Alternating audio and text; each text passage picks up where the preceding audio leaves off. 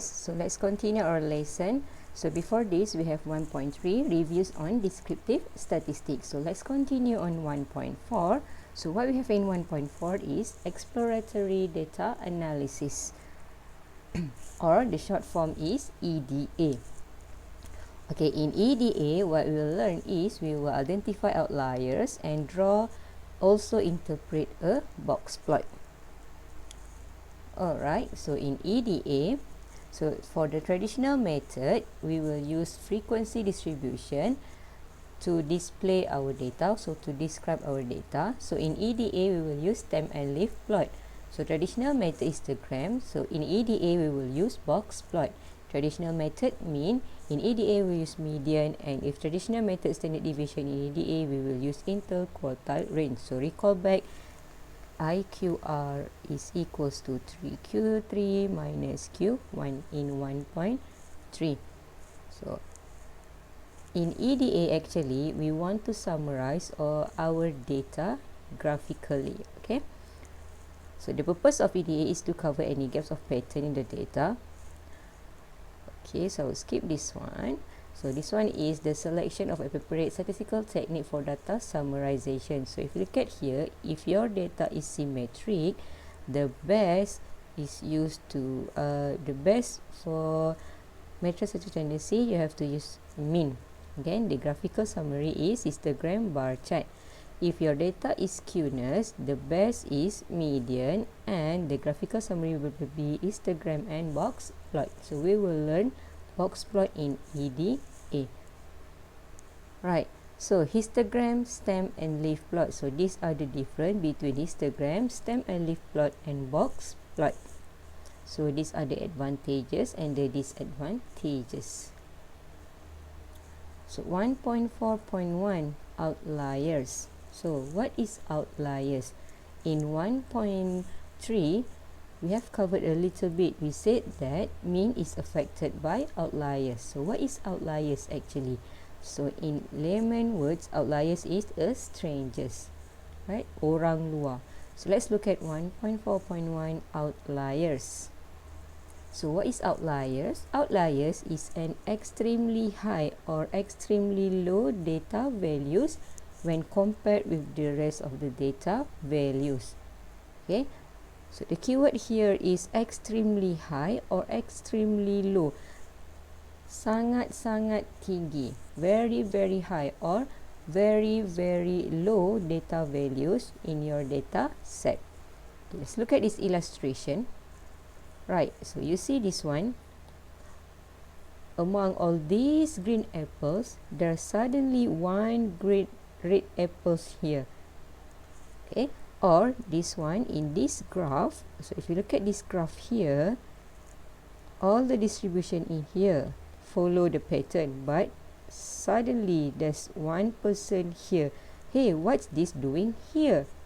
Right, so these red apples and this person here is actually outliers. So basically outliers is extremely high or extremely low data yang sangat-sangat lain daripada orang lain. In your data set, it can be very high from the others, it can be very low from the others. You can detect the outliers. Okay, so outliers is an extremely high or an extremely low data values. Strangers. Okay, strangers. For example, okay, I have my data set 10, 11, 12, 10, 11, 13, 15, and I have this one. Okay, so if you look at here, all my data are close to each other, and suddenly there's one person here. So let's say this one is marked for final exam. Then suddenly one person got 100 marks. So this one person is different for the others. It's very high value. So we call it as outliers. Okay, so outliers is a stranger, very different from others. Right, so let's move on. So the position of outliers, where is outliers located? So in your data set, we have Q1 first quartile, we have Q2 second quartile and we have Q3 third quartile. Okay, and then we will have our lower boundary, sempadan bawah, our lower limit. And then we will have our upper limit, sempadan atas. If jika ada, if there is any data beyond this boundary, that data will be outliers. Okay, outliers is actually beyond the boundary, beyond the limit. In our data set, we will have boundary, limit. So here, boundary. If you have data that exceed the boundary, that data is outliers. Okay, so that is very important for you to determine your boundary. How to detect outliers in your data? So we have the formula to detect the outliers. So step number 1, you must arrange your data in ascending order, smallest to largest. Okay, next, step number 2, find Q1 and Q3. So that's why your knowledge in finding quartile is very important. You have to know how to find Q1 and Q3, first quartile and third quartile. If you wrong finding your quartile, it's also wrong to find your outliers. Okay, so make sure you understand how to find the quartile. So step number 3. So because we said that outliers is beyond the limit, so we have to find the limit or boundary. How to find lower limit? This is the formula to find the lower limit. Q1 minus 1.5 times Q3 minus Q1. So we recall back, Q3 minus Q1 also equals to interquartile range. So how about the upper limit? Upper limit or upper boundary is given by this formula, Q3 plus 1.5 Q3 minus Q1. Step number 5. Last, check the data set for any data value which is smaller than or larger than the lower and upper limit. So you have your lower limit. So this one is your lower limit. This one is your upper limit. Okay. Is there any value less than lower limit? Or is there any value more than upper limit? Okay, you have to check. Ada tak data yang kurang daripada lower limit? Ada tak data yang lagi besar daripada upper limit? If there is, that data will be outliers. Jika ada, data itu adalah outliers. Okay, so they have 5 steps here. So let's follow these 5 steps. Let's look at the example. Example 1.1. The number of credits in business course 8 job applicants is shown here. So you have this data. How many data? 1, 2, 3, 4, 5, 6, 7, 8 data here. Find the first and third quartile for above data. Is there any outlier on the above data? Okay, so what we have to do? We have to find Q1 and Q3. So Q1, how to find Q1? You want to recall back example 1.11. So we recall back how to find Q1. So Q1 is equals to XC, where C is IN over 4. In this case, I equals to 1. So 1 times N equals to 8 divided by 4. You will have 2. So because of 2 is a whole number, you have the formula. So X2 plus X3 divided by 2. Okay. Data number 2 is 12 plus data number 3 is 15. So you will get 13.5. Okay, so and then you have to find Q3. Q3 XC. So I equals to 3. 3 times 8 divided by 4. You will get 6. 6 is a whole number, so you have to use the formula x6 plus x7 divided by 2. You will get this one, 54. Okay, so Q1 is equals to 13.5. Q3 is equals to 54. Okay, done. Find Q1 and Q3. Is there any outlier on the above data?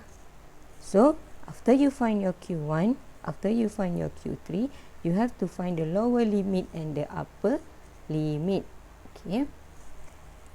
Lower limit is given by this formula. Okay. Q1, which is 13.5 minus 1.5, Q3 minus Q1. 54 minus 13.5, you will get negative 47.25, this one. Okay, and then upper limit. Upper limit is given by this formula. Q3, this is 54 plus 1.5 Q3 minus Q1 equals to this one, 114.75. So that's it. This is your lower limit. This is your upper limit. Done already? Not yet. Is there any outlier? So look at here. Get here. Your lower limit is negative 47.25. Is there any data here that is less than negative 47.25? Ada? No. There is no data less than negative 47. Then if you look at here, is there any data here that is more than 114.75? No. So all these data are in this range. So since there is no data less than negative 47.25, there is no outlier. Okay. So we recall back. First, outliers, arrange your data. Smallest to largest. And then number 2, find Q1 and Q3. And after that, find lower limit and upper limit. We have the formula for lower limit and upper limit. For lower limit, Q1 minus 1.5, Q3 minus Q1. Okay, for upper limit, Q3 plus 1.5, Q3 minus Q1. Okay, and then step number 4, look at X. X is data value. Is there any X less than lower limit? Is there any X upper than more than upper limit? If there is any, there is an outlier. If not, there is no outliers.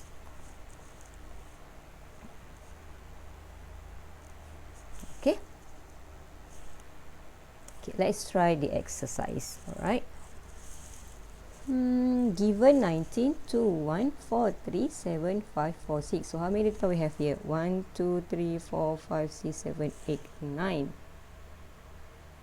Okay. Find outliers if any. So let's try to do this exercise. Number 1, given 19, 2, 1, 4, 3, 7, 5, 4, 6. Find outliers if any. So first, step number 1, what you need to do is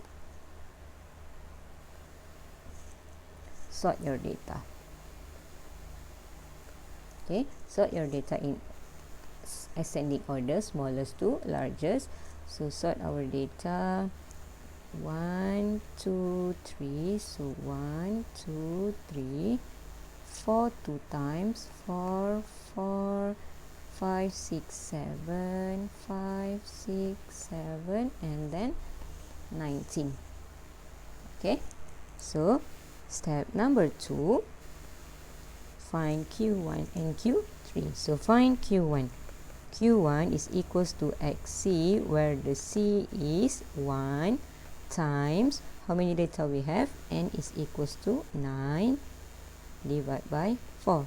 So 9 divided by 4, you will get C is 2.25. So is 2.25 is a whole number? No. So you have to round it up to the next whole number. It will become 3. So Q1 is equals to X3. X3 data number 3 is 1, 2, 3. 3. So Q1 equals to 3. Right. And then Q3 XC. So where the C is 3 times 9 divided by 4.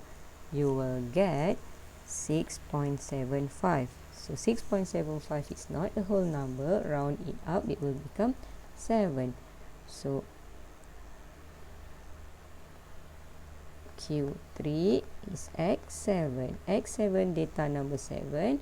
1, 2, 3, 4, 5, 6, 7. 6. So Q3 is equals to 6. Done for Q1 and Q3. And then step number 3, you have to find the lower limit. Where the lower limit formula is Q1. Q1 is 3 minus 1.5. Q3 minus Q1. So you will get negative 1.5. So upper limit is Q3 plus 1.5 Q3 minus Q1. So you will get here 10.5. Okay, done. Okay, done sorting your data, and then done find Q1 and Q3, and then done find the lower limit and the upper limit. So look at here, is there any data that less than negative 1.5? So you look at your data here. Is there any numbers that less than negative 1.5? No. And then you look at here, upper limit. Is there any data here that greater than 10.5? Yes, we have 19 here. Okay, we have 19 here. 19 is greater than 10.5. 19 is greater than your upper limit. So 19 is the outliers, is the strangers. So 19 is outlier because 19 is greater than 10.5. Okay, so I hope you can understand how to find the outliers. Exercise number 2, given this data, so how many data we have here? So calculate how many data we have here. 1, 2, 3, 4, 5, 6, 7, 8, 9, 10, 11, 12. So you have 12. N is equals to 12. Alright. Step number 1, sort your data. So sort our data. Smallest is 2. And then 3, 4. And then 5. And then 6 happens 2 times. And then 7 2 times. And then 8. Then 11. 12, 21. So 1, 2, 3, 4, 5, 6, 7, 8, 9, 10, 11, 12. Alright, it's done sorting your data. Number 2, find Q1. Q1 is equals to XC. C is IN over 4. I is 1. N is 12 divided by 4. 12 divided by 4 is 3. So because of this one, whole number, so x3 plus x4 divided by 2. x3, so 1, 2, 3. 4 plus x4 is 5 divided by 2. 4 plus 5 is 9 divided by 2 is 4.9. So Q1 is equals to 4.5. Q3 XC, where the C is I equals to 3, N equals to 12 divided by 4. 12 times 3 is 36, divided by 4 is 9. So 9 is a whole number. So because of that, x9 plus x10 divided by 2. Data yang ke-9. 5, 6, 7, 8, 9. 8 plus 11 over 2. Okay, 11 plus 8 divided by 2, you will get 9.5. So Q3 is 9.5. Then step number 3, find your lower limit. How to find the lower limit? Okay, lower limit formula is Q1 minus 1.5, Q3 minus Q1. So what is our Q1? 4.5 minus 1.5, Q3 9.5 minus 4.5. So press your calculator. So 9.5 minus 4.5 times 1.5. So 4.5 minus answer. So here you will get negative 3. Okay, upper limit is, so what is the formula for upper limit? Recall back. Q3 plus 1.5, Q3 minus Q1. So Q3 is 9.5 plus 1.5, 9.5 minus 4.5. Okay, 9.5 minus 4.5 times 1.5, 9.5 plus answer, you will get 17. So your lower limit is negative 3 and then your upper limit is 17. Okay, now detect outliers. Detect outliers. Is there any data less than negative 3? Look at our data here. Is there any data less than negative 3? No. Okay, and then look here. Upper limit is 17. Is there any data here greater than 17? Oh, yes. 21. 21 is greater than 17. 21 is greater than the upper limit. So, 21 is the outlier. Okay, so I hope you can try more exercise to find the outliers, because outliers is very important for you to draw your box plot.